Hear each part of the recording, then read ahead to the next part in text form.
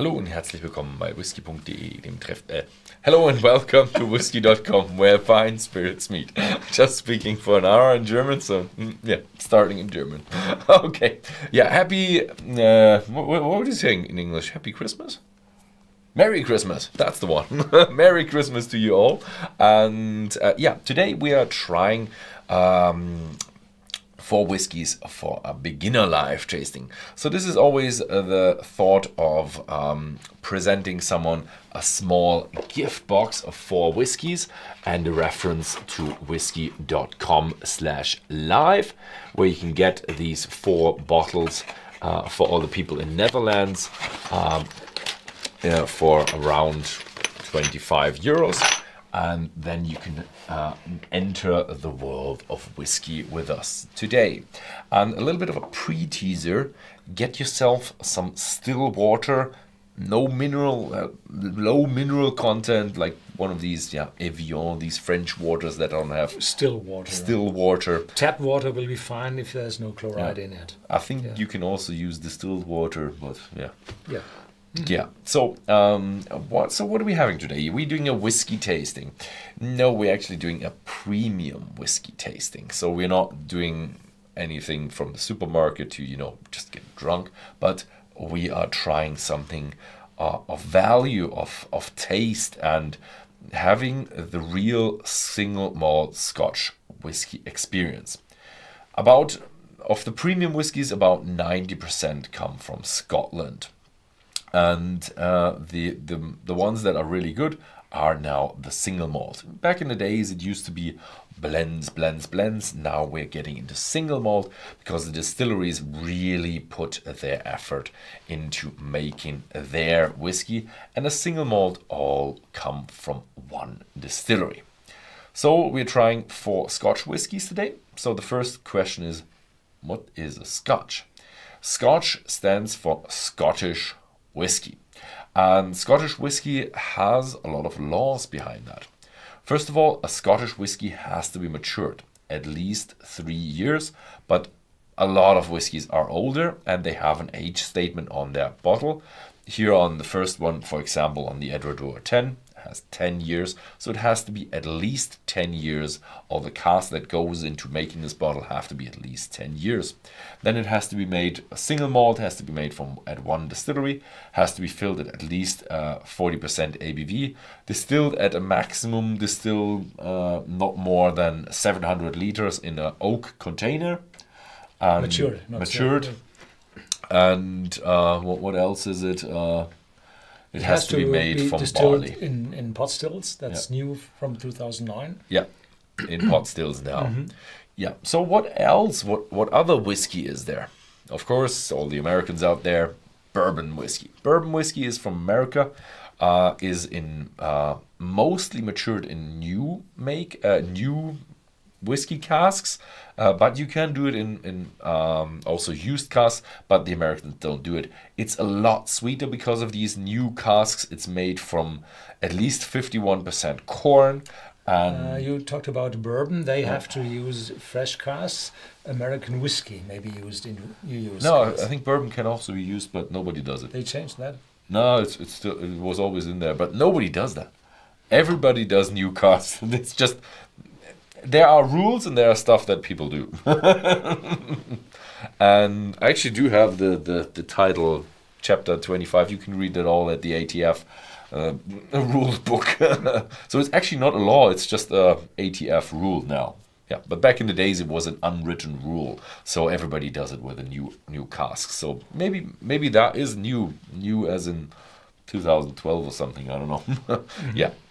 So what else is there? Irish whiskey, they have their own rules with single pot still, single malt. That's a bit different with them. Then you have Japanese whiskey. They are big into blends. They are a little bit different. Their blends is their good stuff, but you can't really decide from the good stuff from the bad stuff. So it's a bit hard with Japanese whiskey. You have to be an expert to enjoy Japanese whiskey. And a lot of international whiskeys are there out there as well. And let's have a look around the world where whiskey is made. This here is a map from Whisky.com. There is a database there with distilleries, and there are a lot of distilleries. All the top distilleries are with a video, so you can have a little short documentary with me, and I show you what this whiskey making is all about. But here on the map you can see that there are clusters there. The first cluster is Scotland. There are tons and tons of distilleries there. It's just, whiskey was Uisgebar. It was founded in Scotland. And then a lot in Ireland as well, but a lot of them closed already. If you include the closed distilleries, there's a lot more in Ireland as well. The German ones is just that because we are German side and all the small farms, they all have one distillery. So that's over-proportional in German because of just people spamming distilleries into Germany. And then you see in America there are scattered distilleries, and in the the eastern part, middle eastern part, there is a lot of distilleries there. And that is Kentucky and a bit of Tennessee. So the Kentucky straight bourbon and the Tennessee whiskey, from George Dickel and Jack Daniels. And as I said, scattered all over the world. The Scandinavian countries have a few distilleries there. One is in Tel Aviv, one in South Africa, 3 in India, and then we have a bunch, about 15 good ones or 12 good ones in Japan. And that is the world of whiskey all around the globe. I have to add something. Those are well-known, reputable distilleries with a big output. Like you have these microbreweries now, a lot of micro distilleries started, and all over the world there are dozens and hundreds of micro distilleries just started. And I just came back a few months from down under, and every corner there's a micro distillery. So you see a very, very lot of them, and they very rarely have the chance to export to the world. So if you travel the world, you will find a lot of distilleries at every corner, and from time to time some of those distilleries pop up and grow big. So you want to go through the bottles? The flight of bottles. There was a question, what are the prices of these bottles? So we start, it's 50, 60, 70 and 45, 45 euros. So this is euros, dollars, pounds, accordingly. And we have Edradour from the Highlands, Nc'nean, this is as well the Highlands. Glenallachie is the Speyside, the special region in the... So they come in a box. This is the box for the first one. This is the box for the second one. A bit of a different type of box. More expensive. And the last one is from the Isle of Skye. This is an island of the Inner Hebridean island group in the west of Scotland. They are square boxes, and they are boxes with the ocean on it.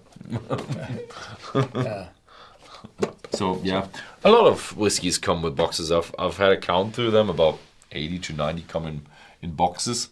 The Americans have more naked boxes than the Scottish ones. Okay, so the first one we are gonna try is the Edradour 10, and let's talk a little bit about how do you taste the whiskey.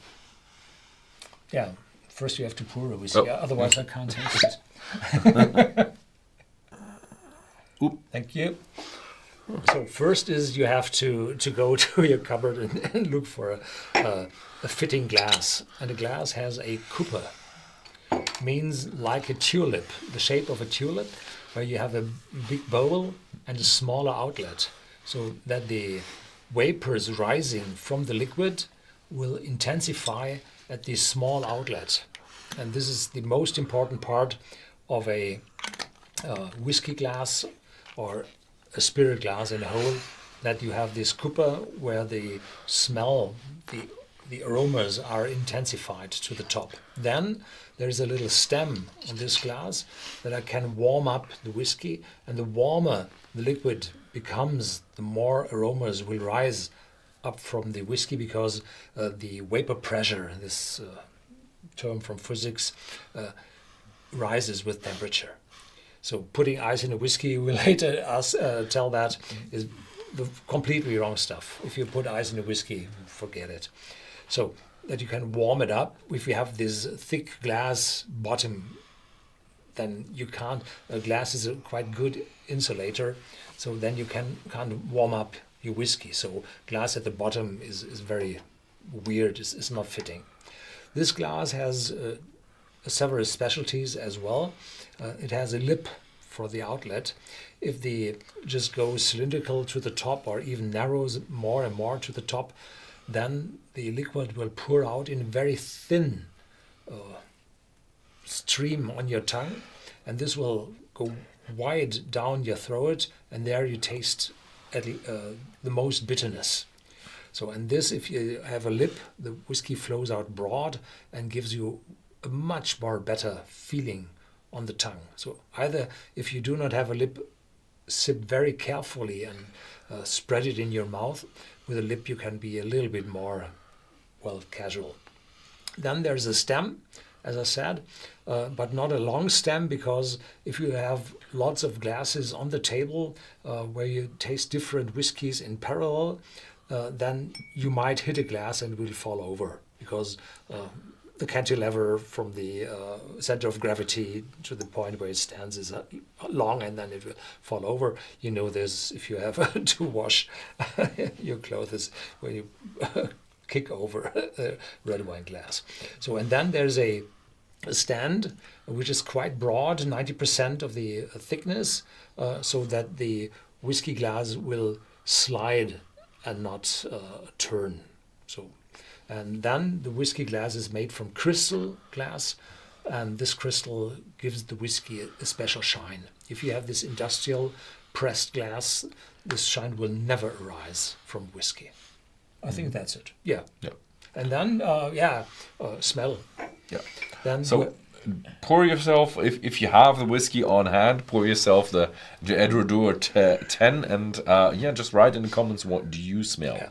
Then you smell on the whiskey first, and you smell 1,000 times more than you taste on your tongue. This is due because the nerves in your nose pass the boundary to your brain through the lower part, I think the bases of the skull. There are hundreds of thousands nerve channels going up to the olfactoric center of your brain, and there you learn the smell. So learn is an acquired sensation. You learn the smell, and this depends where you were risen, what you smell and what you find good. On the other hand, the tasting buds on your tongue, they have just this small part where the tongue is fixed in your throat. There the nerves have to go through and then up the upper part of your spine into your brain. And this is very low bandwidth, to talk computer terms, very low bandwidth, and you can just taste on your tongue. You can taste sour, sweet, bitter, sour, sweet, umami, bitter, salty, and at last umami, which was discovered only 100 years ago by Japanese people, and this is the taste of proteins.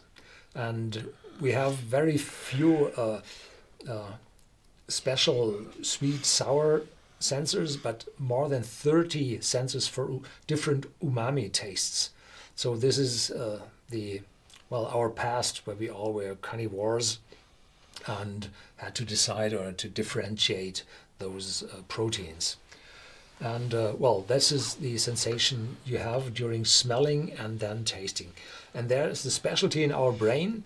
If we swallowed some food, then the brain said this had to be good, you swallowed it, and gives you a positive feedback, always. Well, if you swallowed a poison and it kills you, this won't be inherited further down the genes. So everything you swallowed is recognized as good. So when you swallow, then the aromas turn through the back part into the nose from the back and say to you, this was good. So the second sip and the second smell will always be better than the first. This is a special part of our brain. Was discovered in Leipzig, Eastern Germany. Yeah. Yeah. So we have someone who smells of oak and we have nuts. I do have to say I find it has a lot of sherry influence. It has is a mixture between sherry cask and bourbon cask. And yes, we do have a lot of sherry. And these nuts, yes, they do come from also the sherry cask, because it's probably an Oloroso sherry. And yeah, that means you have a lot of fruitiness in there and also oak. Yeah. Cheers. Cheers.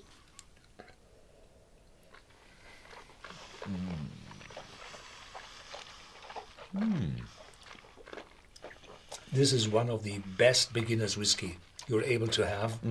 This is a very well mixture between ex-bourbon cask and sherry casks, and it gives you this wonderful, welcoming, complex, lightly sweet, remembering sweets, fruity, little spiciness in the back from the oak. So very complex, very welcoming, friendly to you.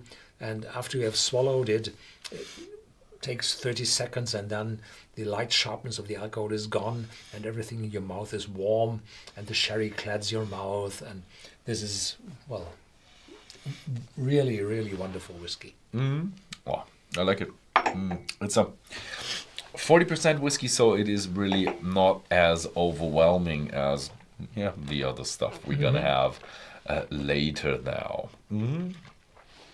Yeah, so let me tell you a little bit about the production of whiskey. I'm gonna run through the production of whiskey pretty quickly. You can go into a lot of stuff, probably take every step into a 1 hour scientific breakthrough, but we're gonna have a little bit of a walkthrough how this is done, about how this is done. Have a look at Whisky.com on this video channel as well on the website. There we have this brought in sequence. You can see how whiskey is made, and Ben and me, we have dozens of videos showing how whiskey is made. Yeah, you'll find tons of information about that on Whisky.com, but let me just give you a glance through it. First of all, we have barley, grain. So as the farmer brings you the grain, you can't ferment that grain into alcohol. That's why you have to malt it. This is done similar to what the beer industry does. This is my youngest son. Yes, this is I think 8 years ago. Didn't have a beard there. I looked like a child. Yeah. So what you do is you steep your grain, and it soaks the water and it starts to germinate. And the enzymes within the malt, they change the starch to sugar, and this sugar is then better to ferment. But what you have to do, you have to turn it pretty quickly, otherwise it molds. Then you grind it down into a coarse grist, and you then put it into a mash tun. This is a very, very old Victorian mash tun, cast iron bolted together, and then you have a coarse masher in there. Very, very old style of mashing. And there is a video about the mashing of whiskey that you can see it live, filled into the mash tun. What you have to think is very, very liquid. You don't want to have a dough in there. That is always the danger. If you have a dough, then you can't get the water out quickly enough. Oh yeah, thank you from Renato for 10, I don't know what that currency is, from Brazil. Reals. Thank Okay. you. Thank you, Renato. Yeah. So in that mash tun, you have to heat it a little bit and turn it pretty often to get it out, to have the enzymes work and to split off the starch into sugar and to liquefy the sugar. And with that, you can then drain it from the bottom, leave the draff, the protein bits in there and the husks, and that goes into the cattle feed. The next stuff, the next step is then your very sweet mash that you have called wort is then filled into these big tanks, and yeast is added. And the yeast is taking the sugar plus what is it? Sugar plus water. Sugar. It comes out with alcohol and CO2, and also heat, and that forms bubbles. And yeah, so when you have the can we show the bubbles? Yeah, so this is what happens then. So you have the foaming up, and to not have it foam over, you have to have these switcher blades. At the top of that video you can see there is a switcher blade, and when you turn that on, it hits down the bubbles so it doesn't bubble over. What also happens is that you create tastes, and the tastes that are created is a lot of tastes are fruity, but you also have grassy, earthy tones in there. So really what you taste within the bottles from the distillery side comes from this step, but it is then intensified by distilling. And this is here a typical still room with 4 stills. The very, very typical stuff is the double distillation. So you have the first distillation, the 2 stills on the right are the first distillation. You can always spot the wash stills. The first step is the wash stills with the watch glasses on the neck of the stills. You can see these watch glasses in there. This is because you have your wash in there. It has still some bits in there. And when you boil it, you want to boil it pretty hefty. It also bubbles up. And you want to see through the watch glasses how high are you already boiling. And when they are too high, then you turn down the still a little bit, because you don't want to have any bits in the condenser. So the alcoholic vapors rise up, get into the condenser, get liquefied again, and have higher alcohol strength, called intermediate, with about 20 to 25% alcohol. This is then filled into the 2 left stills, the spirit stills, usually a little bit smaller. It's just perspective that the left one looks a bit bigger. And they are now the ones that define the taste. So what you have is your feints, the stuff at the very beginning, that is higher alcohols and just very, very fine vapors. They smell a little bit like window cleaner. You don't want to have them. So feints are getting put aside and are being redistilled. The hard piece is then the middle that you want to have, and that is a bit lower the alcohol. The real alcohol and the taste that you want to have in the whiskey, that is in the hard piece. And this is done here in this spirit safe, where you can, on the left side, you can take measurements where you are, if you're still in the hard piece, or if you're already still in the 4 shots, or if you're already in the hard piece. And then you can turn the levers on the right, which is done electrically with that one, because there are electric motors on top, not a normal lever. And they can then turn into 4 shots or a hard piece, or then into feints, because after a while you get into feints. The feints are the higher alcohols, the longer alcohols, the one that tastes bitter and more spicy, and they also cause headache. So the alcohol headache is the propanol and the butanol. You don't want to have them as well, so they get recycled and redistilled again. After that, you have distillation of about 70, 75-ish raw spirit, white whiskey. And that is put into casks. And casks need warehouses. So there are a lot of warehouses in Scotland. And time. And you need time. Time and warehouses.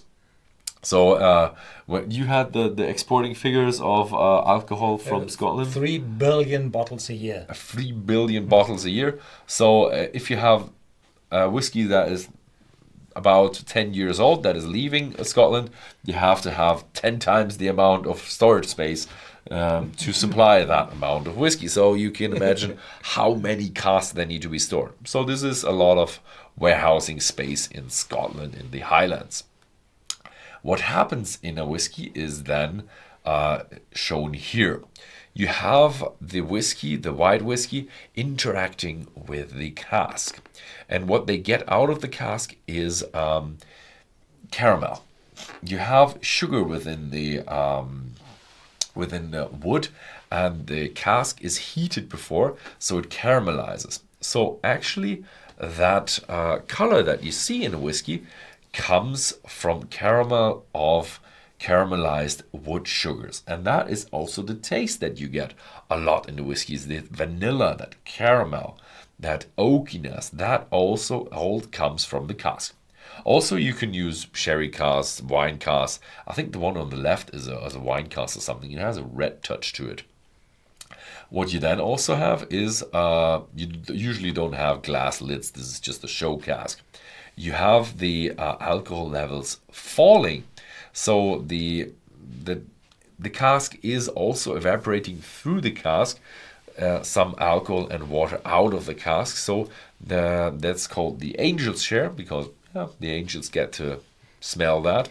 They're sitting on the clouds above the distillery's best place. Best place.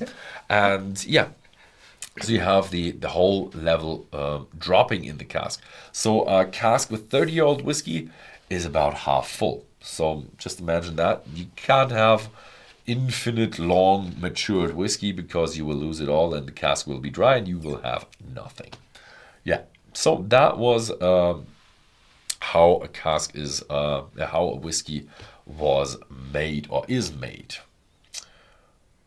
Yeah. That was long. That was just a glance. I could have done it in 2 hours. So next is this Nc'nean. It's an organic one. Even the bottle showed this light greenish color if you have recycled glass.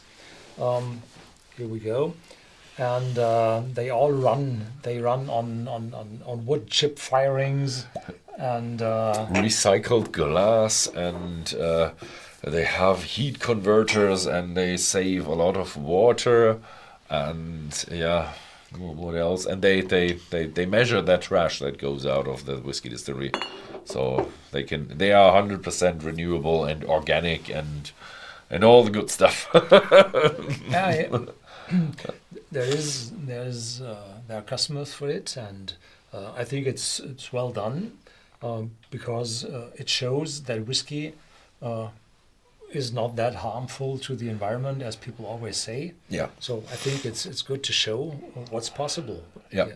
So in 2019, there was a big thing happening for the Scotch industry, because the SWA actually changed what casks could be used for maturing whiskey. Back in the days, it was just ex-bourbon cask, virgin gold cask, and sherry cask, wine cask, and all that kind of stuff. That was really, really traditional. Now they are allowing beer cask, tequila cask, mezcal cask, calvados cask, cachaca, so that's rum cask, and also some fruit schnapps. But still, you're not allowed to use gin, cider, or other fruit schnapps casks, because some of them are too strong and they change the character of the whiskey. If you'd use a gin cask, you would have something more like a gin. This juniper it's just too overwhelming. You can't use it. Also, people from the Scotch whiskey industry don't like the gin. So, yeah. But since 2019, you're allowed to use more casks that are not as strong. So that was a big step. And with this one, this has 3 kind of casks in there. It has 43%, 55% STR wine casks, that are wine casks that have been retreated. And then you have the bourbon cask, 43%, and 2% Oloroso sherry cask. To the STR cask, this is written in full: shaved, toasted, and recharred. You have the wood from the cask is celluloses and lignin. Lignin is the hard stuff, and the celluloses is sugar, a strange sugar, quite stable, more stable than the starch, which is the relative, the cousin of the celluloses. Then when you heat the celluloses up, it will break down to sugars, as the starch will break down to sugars. And these sugars are wood sugars, and if you heat them up with toasting above 150 degrees centigrade, then they caramelize to a dark brown color, and this caramel you tear out of the wall. And if a cask is used for 30 years, then everything is torn out of the staves of the cask. Then you shave it, so you grind everything out of those casks. Then you heat it again, toast it again, so that the residual part of the stave will be treated as well, and then it's burned so that a new charcoal layer inside of the cask is done. You're cooling, or you're putting the flaming out with water, so there's charcoal on the inside, 3, 4, 5 millimeter thick. And this is an active filter which filters out these faints you talked about, the residuals of the faints, and is a filter. And these shaved, toasted, and recharcoal casks have a very, very fresh bourbon character in it. Very juvenile cask, a lot of fresh oakiness in it. Yeah. And wine casks are perfect for that, because for some reason the wine industry makes thicker staves, so you can do that more often, whereas the wine industry, I don't think they do that. But good for the whiskey industry. So the casks in former times were thicker, always because they were used very heftily. There hadn't been any pellets. They were rolled over and also hundreds of meters to the ships and fall into the ships and everything. So they're more stable and more airtight. And in the meantime, you can make the staves thinner, but they're even too big, and you put them on a pallet, move them with forklifts. You don't need that thickness. Yeah. So I think you're able to rejuvenate them twice. Yeah. So, and use everything 30 years, so a cask may live up to 100 years. Yeah. Cheers. Yeah. Cheers.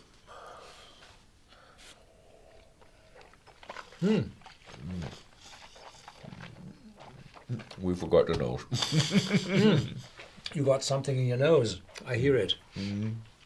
So this is a citrus note in it, the fresh fruitiness, peaches, and there's a distinct spiciness in it with a touch of fresh oakiness. So this safe, toasty, and recharged juvenile, rejuvenated casks are definitely present. There's a little sherry influence, those 2%, which is very, very small compared to others. You can see it, those casks here, bottles are uncolored, and you can see the darker sherry matured whiskies against this very lightly sherry cask containing whiskey, and it's even a little bit younger, so it did not have the time to tear out that much color out of the staves. Yeah.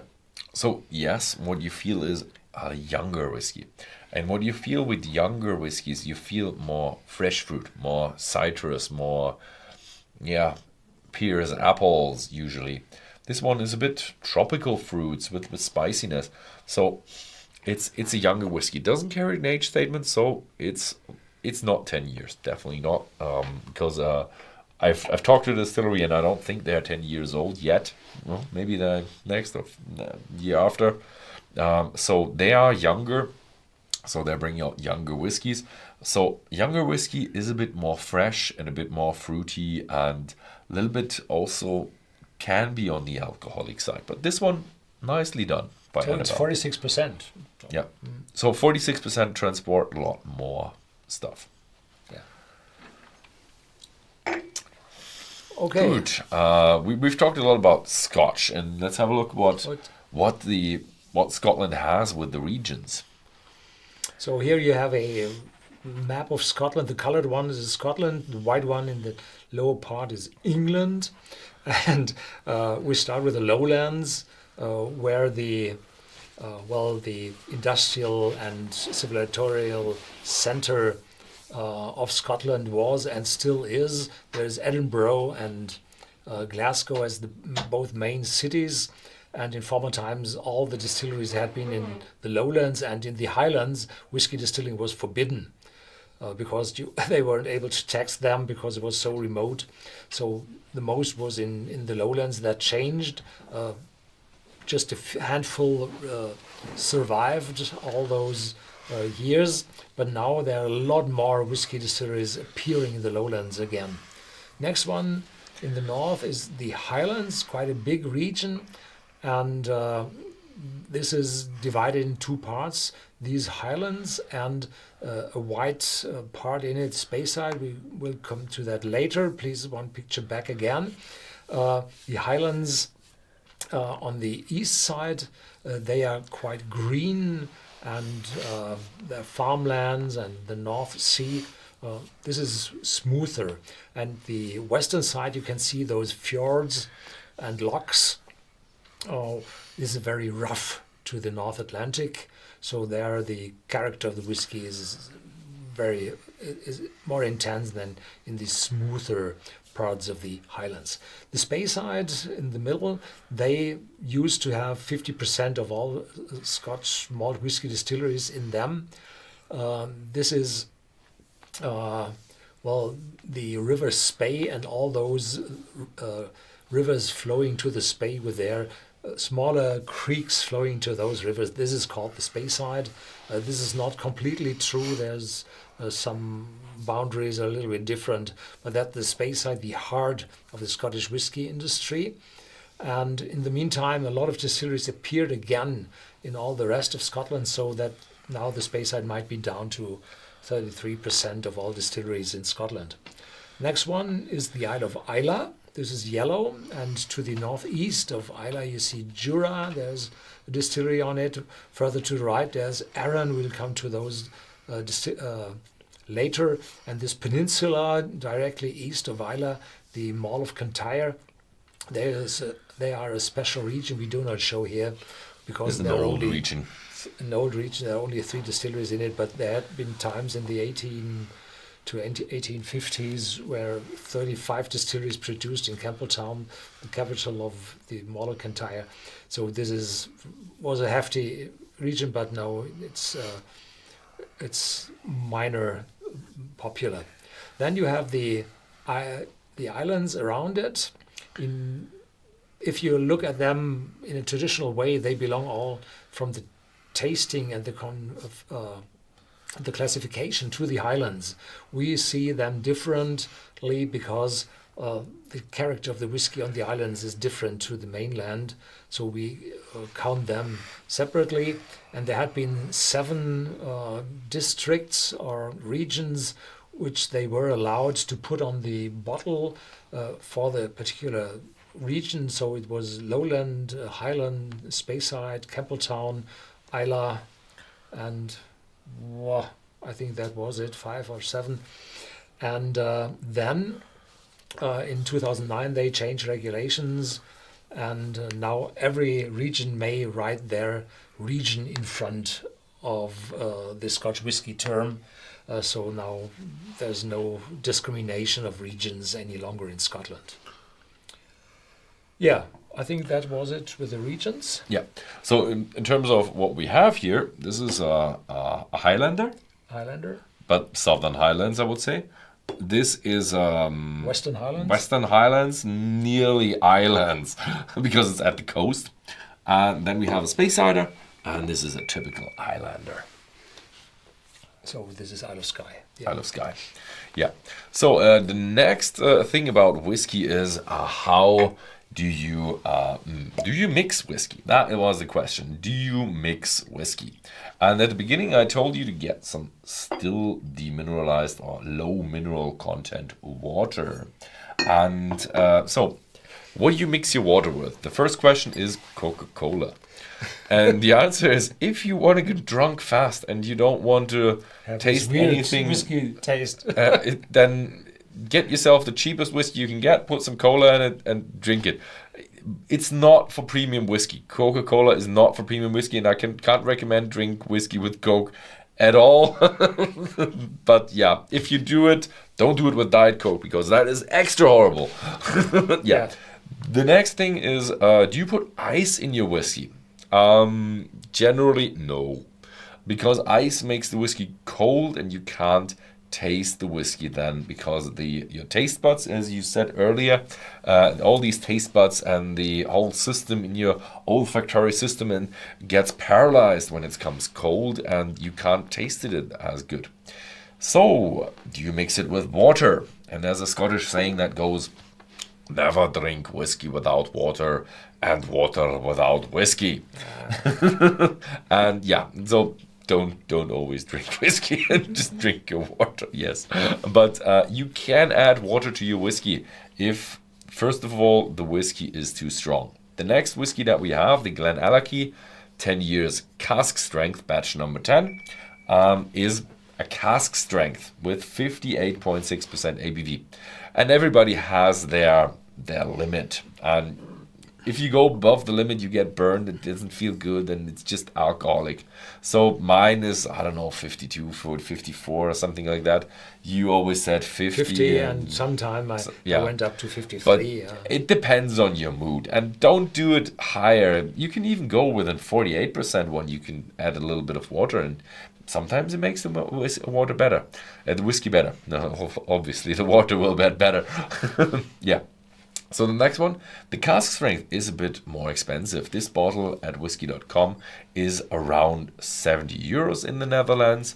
And so you get more of that because you can, if you water it down in your glass, you can have about as much as a liter out of that bottle, or 0.9, something around there. Mm-hmm. So you get a lot more. So that's because, and that is reflected in the price. So what physically happens if you dilute it with water? Whiskey and water or alcohol is a solution, and whiskey and water gives a potential for soluting ingredients, aromas.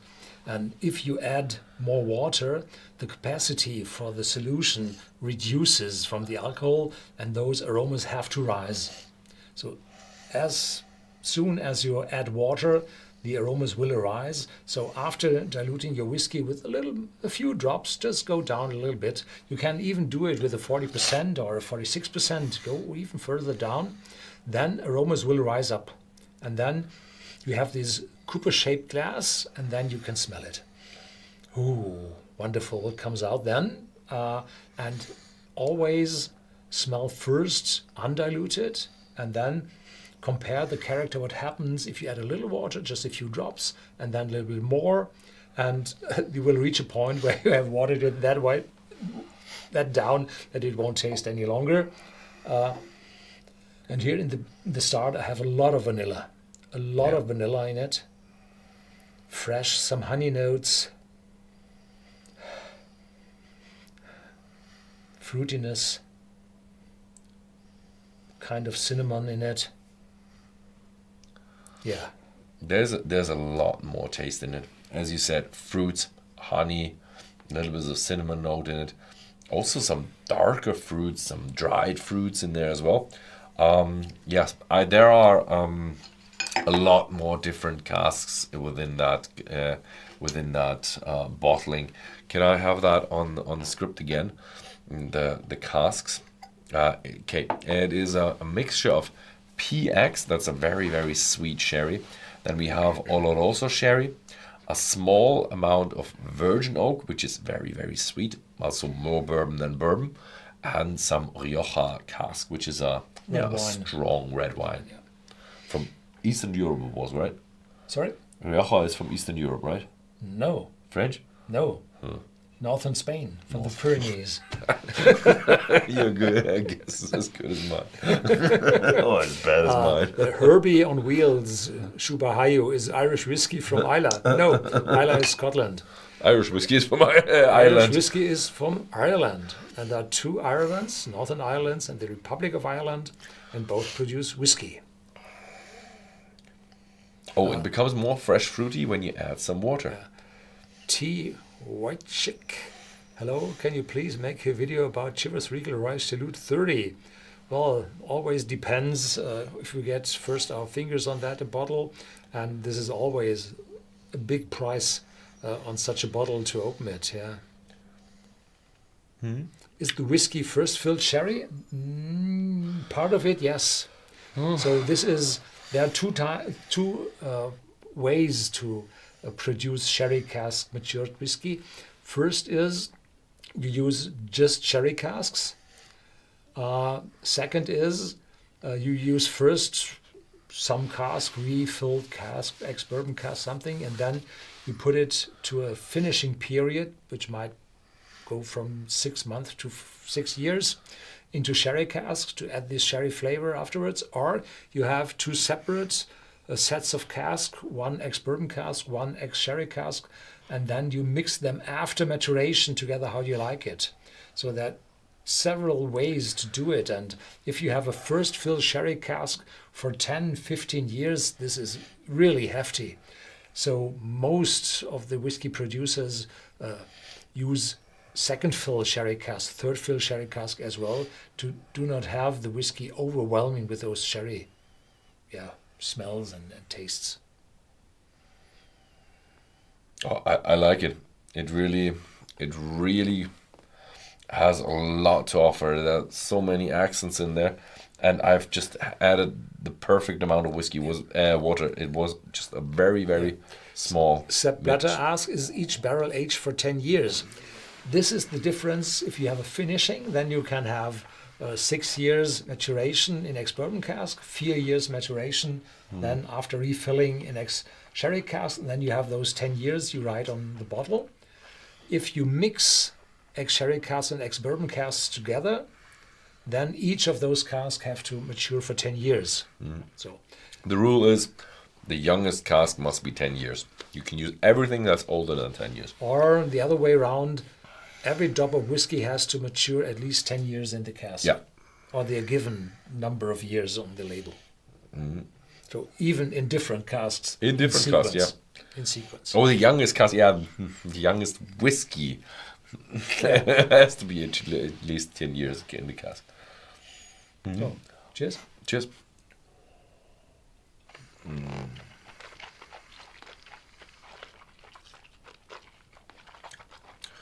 Oh, it has cacao, it has honey, it has fresh fruit, red fruit, a little bit of a wine note in there as well, but also a lot of vanilla and caramel as well. And in the aftertaste, this time I have less water in it than last time. And there is, if the ABV is higher, there's some remembrance of aniseed in it. This is typically, if you have a higher ABV, then the cooling effect of the alcohol triggers these aniseed, eucalyptus notes.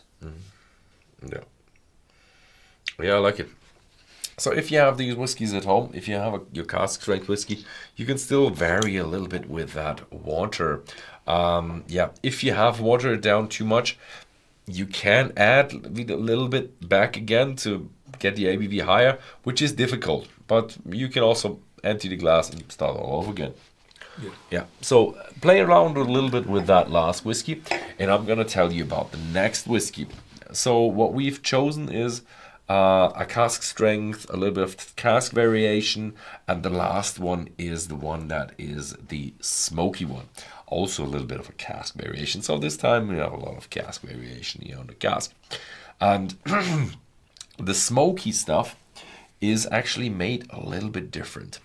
Last time I started with the production with the malt, and the malt is actually that stuff that gets the smoke in it. And the smoke starts off as peat. And this is a piece of peat. And this is a piece of peat that has been taken from the very top. And peat is in a peat bog, in a marsh, where there's a lot of water and no oxidization can happen because of the water. And is this anaerobic digestion? I don't know. Well, congestion. I don't know how you call it, the botanical term for that. So it turns into kind of coal. So it becomes more browner. Like becomes lignite, brown coal, like lignite. And then it becomes to black coal and then to anthracite, or I don't know. It becomes more coaly. And what you do with the peat is that has the perfect consistency to produce smoke. So what you do is you burn it in a kiln, and this is smoke coming out of a kiln. And this is very rarely happening nowadays, but sometimes you see these pagoda-shaped tops and there's smoke coming out of them, and you know this distillery actually makes their own malt. So we can have a look at the kiln, which is an oven that burns the peat. Here are the peat chunks, and they produce this white, thick smoke. They put water on it from a hose. Yeah, so you don't want to have it Burning hot. burning in a blazing fire with flames. You just want to have it smothering and producing smoke, which it does very, very well. And when it starts to burn, you just hose it down, and it starts to smoke again. So this is then rising up to the top here into the drying floor, which is a grated floor where the malt can't fall down, but the smoke can rise up. So what you want to do here is you want to dry it, but the smoke actually gets into the malt, and that means it becomes smoky. Also, you then do it with hot air to get it crispy and able to be grind down in your mill. But the smoke remains within the malt, and this is measured by the content amount of phenols, and they are measured by parts per million. So when somebody tells you that whiskey has 40 ppm, that means it has 40 phenol parts per million within the malt. That is then distilled and get into the bottle, and so 40 ppm is a very smoky whiskey. Here in the liquid itself, it will in be the liquid itself 15 or will be less. a lot less, but everybody says what is in the malt. That is just typical. So the malt that has been produced, used to produce this whiskey, this one has about 10 to 15, which is a light to medium one. The 40 is a strong one. There are even some with 100 or 100 plus. They are extra smoky, and they go down to Oban has 1 ppm. Then we have a few that have 1-digit ppms. Ben Roma, 5 to 8. Yeah, something like that. And Highland Park has 8, I think, or 5 or something like that. And this one has 10 to 15. So, yeah, let's have a look at the Talisker Port Ruighe. Also, it's pronounced Port Ruighe, and Port Ruighe is the capital of the Isle of Skye. Which is a small capital. And it even has a small pier, but we came with a cruise ship, and we had to stop outside and go into Port Ruighe with the Zodiacs. Yeah. And from there we took a taxi out to the distillery on the west coast of the Isle of Skye. I can highly recommend to go to the Isle of Skye. It's a very beautiful place with the, I think, Fairy Falls are amazingly beautiful. The Talisker Beach, which has not much to do with the Talisker Distillery, is a very beautiful place, and it's a wonderful place. Oh yeah. And in former times, when I was first on Skye in 1982, then I had to take the ferry from Glenallachie over to the island. Then they built the bridge. Next time we had to pay £5, I think, for the bridge. And nowadays there's no longer a fee because everybody paid up the bridge. Yeah. Now it's for free. Okay, we have 2 questions. Given the fact that you already had the first drums during the German live tasting, does the aroma taste of the whiskey change? Yes, it does. It does. It does. And it also depends on your mood and the time of the day and what you've eaten before and everything. But the general direction of a whiskey is kind of the same. But it varies a lot. And also what you've tasted already. But I have to say, the more whiskeys you have in a flight, the more the first whiskeys influence the last ones. Yeah. So you have a bass noise of aromas on your tongue, and the others have to go over that. Then we have T. Wojciech. Your last name is really difficult for us to pronounce. Would you agree with some people that Macallan is way overpriced for what you get? Or you agree that the price is fair? I can't tell.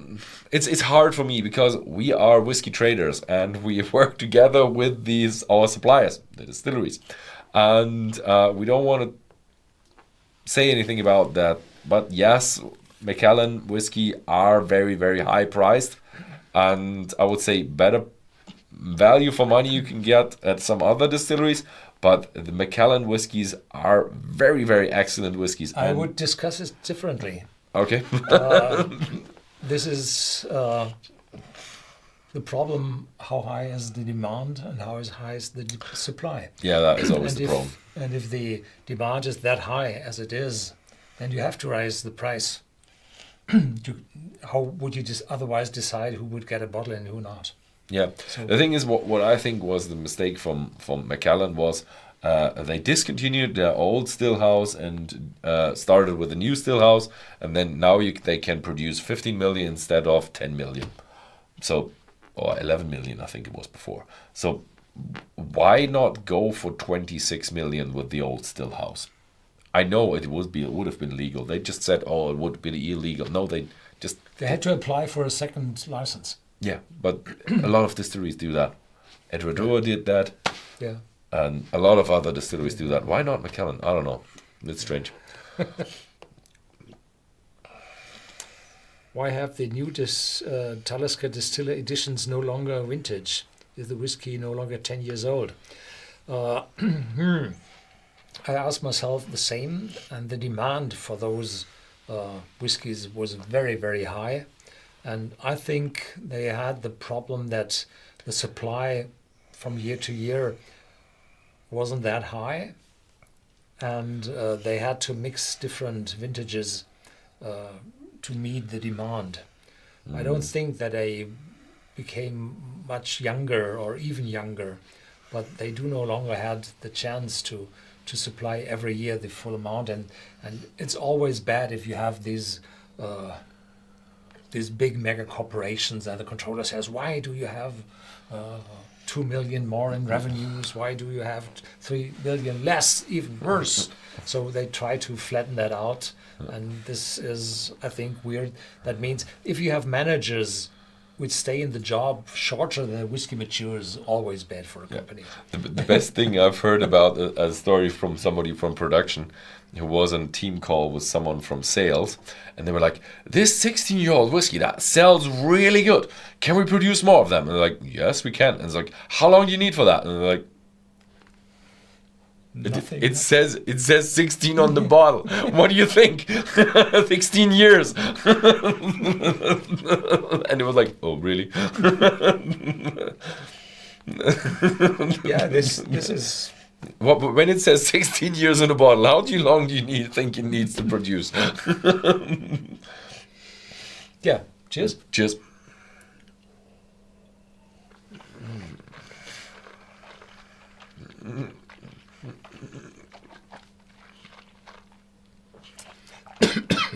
So there is first a light smell of smokiness in it, and it's friendly, light smell of maltiness as well, little sweetness, and then as soon as you swallow there is a sharpness in it. They always say Talisker has a peppery note or a chili catch in it. It's a lightly sharp note in it, sharp spiciness, which vanishes after 30 seconds something, and then it's broad, complex, light spicy, a little smokiness on your tongue, in the walls of your mouth, and this clads your mouth. Mm-hmm. So this is always difficult to have another whiskey shortly after this one, because the smokiness will cover you. Mm. I love the Talisker. The Talisker has a good amount of smokiness, but it's not overwhelming. But the spiciness that is in there is nice. Today, for me, the second in English now, it's a bit more peppery. The first one was really spicy, like chili. So I'm not on the chili or the pepper side. I'm more on the taste depending on the day. And this one is really, really nice because it's paired with a port wine, and that is nice and sweet paired to that. Yeah. And I love that. Yeah. So, can we have a call how you rated the whiskeys? So we always have at the end of these live tastings, we have a rating where you can say which one did you find best, and then when they are adding up the ratings, then we give our own rating, and after you're given your rating here, you may put your sequence like 4, 3, 2, 1 or 1, 2, 3, 4 in the comments, and then we see where your preferences are. First in sequence, or even with the particular whiskey which you find is best. Yeah, but while our production team is typing that into the chat, the questionnaire, I can do a little bit of self-advertisement. Our next live tasting is on the 22nd of January at 8 o'clock Central European Winter Time. And yeah, if you want to know when it is in your time zone, just go on Whisky.com/live and you will find that embedded there. Or and then you can click on it and it will tell you when it will air in your time zone.